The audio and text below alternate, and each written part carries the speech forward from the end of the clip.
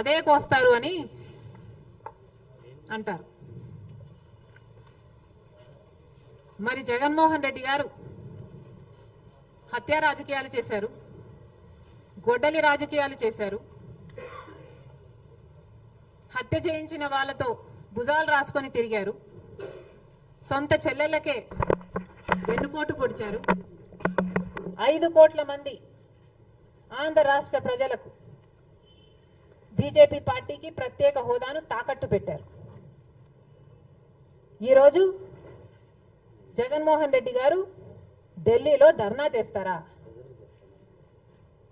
ప్రత్యేక హోదా కోసం ఎందుకు చేయలేదండి ధర్నాలు?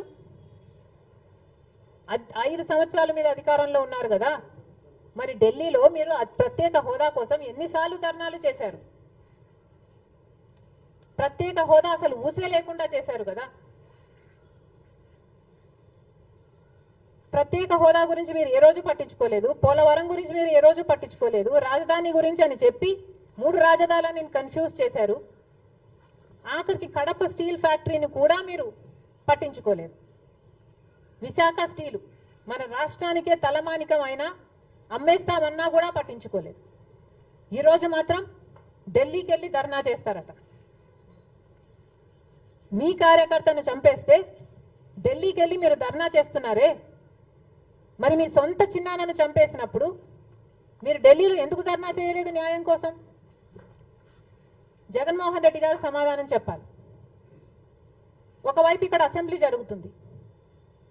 అసెంబ్లీ జరుగుతున్న సమయంలో మీరు అసెంబ్లీలో ఉండకుండా ఉండే ధైర్యం మీకు లేక ఇలా సాకులు వెతుక్కొని మీరు ఢిల్లీ వెళ్తామంటున్నారే, అంటే అసెంబ్లీలో ఏ బిల్లు ప్రవేశపెట్టినా అది ప్రజలకు వ్యతిరేకమైన అది పాస్ అయిపోవాలనా?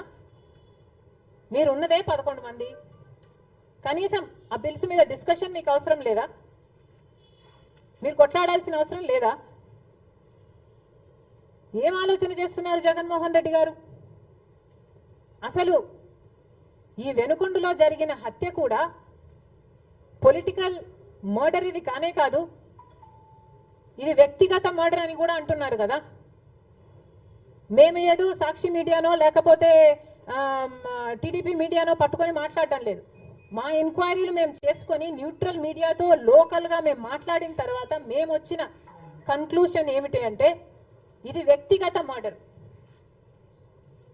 మొన్నటి వరకు కూడా హత్య చేసిన వాళ్ళు, హత్య గురైన వాళ్ళు ఇద్దరు వైసీపీతోనే ఉన్నారు. మరి అలాంటప్పుడు ఇది పొలిటికల్ మర్డర్ ఎలా అవుతుంది? ఈ పొలిటికల్ మర్డర్ అని మీరు చెప్పి మీరు ఢిల్లీకి వెళ్ళి ధర్నా చేస్తున్నారా? దేనికి? మీ ఉనికి కాపాడుకోవడం కోసం, మీ పార్టీ కోసం అని చెప్తున్నారు. ప్రజలు ఏం ఆలోచిస్తారు?